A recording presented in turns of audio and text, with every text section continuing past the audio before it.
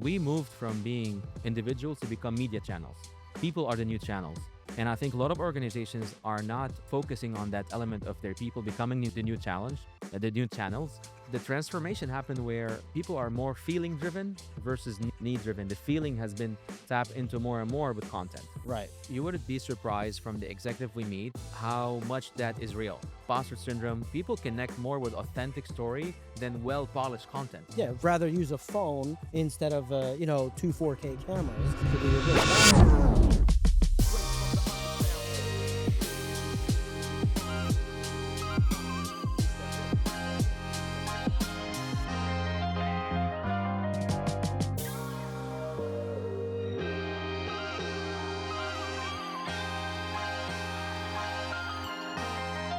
This is Ryan Leary. I am here with Roy.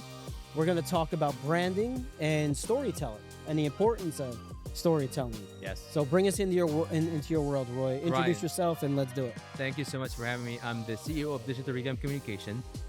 We handle organizations trying to grow their brand and executives who want to look good online. Okay. I've been in this space for about 10 years, and we've been a proud SHRM partner for about 5 to 6 years. We help build the executives, work with the brand and the brand content.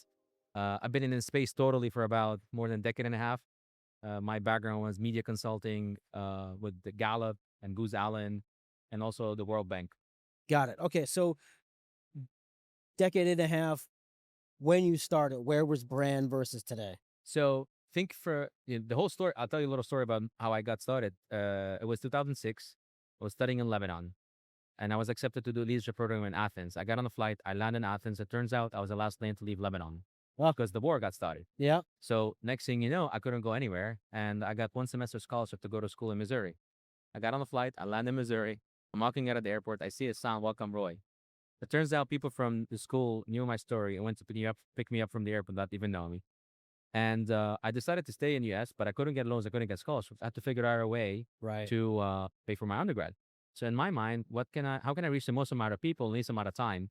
In 2006, I did a blog with my story, put a PayPal account, and started a fundraising campaign. That did really well, and I raised about $35,000 to pay off my undergrad.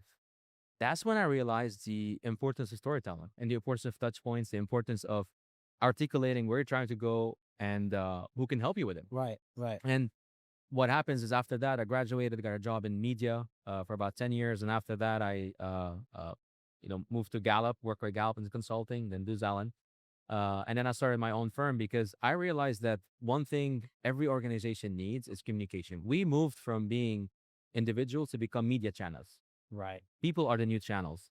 And I think a lot of organizations are not focusing on that element of their people becoming the new challenge, the new channels.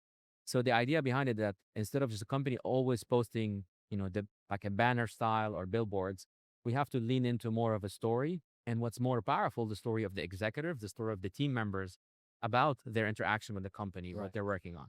So story brand, I get these ads all the time. Yeah. And I can't remember the guy's name, but he's Don Miller. Yeah. Yeah, it's story brand. So where are we at with this? Like, what is, so somebody who, I'll use my daughter as an example. She's 18 years old. She wants to get into brand marketing. She only sees what's online. That's true. She sees the influencer marketing, and that in her mind, that's her perception. That is what brand is. Yeah. There's nothing else in her Yeah. world. Where are we today? The shift happened when social media became more of a reality of day-to-day life, where every person now can post something about a product or a service or something they interacted with. So they start embodying the brand with their content. Yeah. And as simple as this right now, if you think of the organization SHRM, a lot of ideas come to your head versus here's this podcast from SHRM. You're seeing two people, we're talking about workplace, we're talking about brand, we're talking about content. So I think the way to look at it, where we are today is people are realizing more and more the importance of content creation to tell the story of the brand.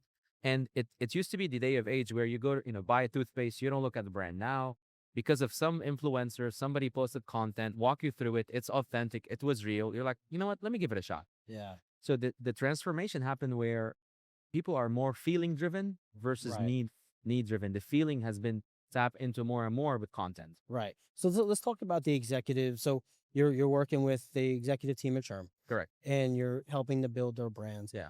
What does that look? So we're familiar with recruitment branding and branding within recruiting for talent acquisition. Correct. What does that look like when you're working with an executive? I'm sure there's a whole different process. Yeah. So we have about 30 different executives from different organizations to help manage their brand and grow their executive voice and executive Yeah. positioning. And I always say the process is you have to have a point or stand or position. So many executives come to us, but if they are not willing to have a thought on the industry, position, Mm-hmm. statement, be a thought leader, be provoking, be pushing the envelope on the ideas, it's very difficult to build a brand. And Right. then you go to like what type of content the executive is comfortable with. Are they more on the video? Are they on the writing, on the infographic? Are they Right. design? Are they communication? What's their communication style? And we break it down. Where's your target audience spending their time? So think if you want to be a thought leader related to food, I wouldn't go on LinkedIn. No, Be on Instagram. you're gonna be Or maybe Instagram, TikTok, yeah. right? But if you want to be in terms of workplace, leadership, any other industry, LinkedIn is number one. Then maybe you go to Substack to be more on the longer form. Maybe you go Sure. on YouTube, like Mr. Beast kind of stuff. So it depending on why I believe this. Here's a key. I think there's a lot of people who are less qualified than the executives putting content online and being recognized for what Yeah. those executive are subject matter expert in. And is this because and this fascinates me? Is that because they don't care what people think, and the executives do? In what sense? What do you mean by that? Well, so if I go on and I'm talking about how to I'll just use the food example, how to cook a chicken parm. Yeah. I'm just gonna slop the chicken up. I'm gonna do what I do. But if I'm an executive chef, well, I have Yeah, I have a standard to uphold, that's right. and so I overthink it. My creation process is much different, much higher production value. Is that really the difference? So there's the analysis paralysis and there's a syndrome. I forgot what it's called. You know what I'm talking about? Like you don't think you're qualified enough to do it. Imposter syndrome. Imposter syndrome.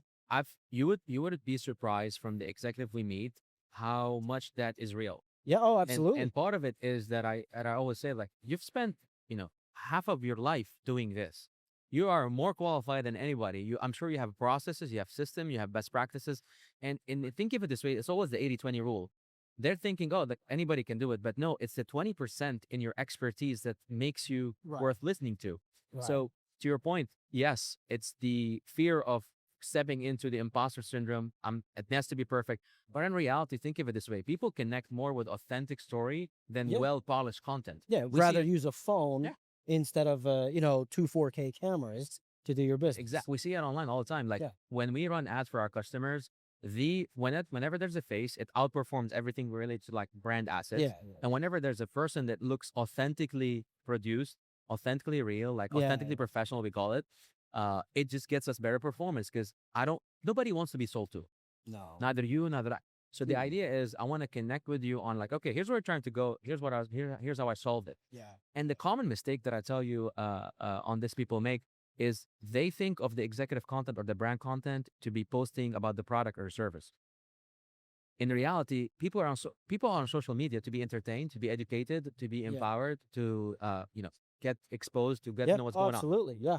They don't care if you have a conference, but if you tell me here's what the conference is about, I might care. I might care. Yeah. Now we did. So we interviewed Sean Nelson. This is a long time ago now.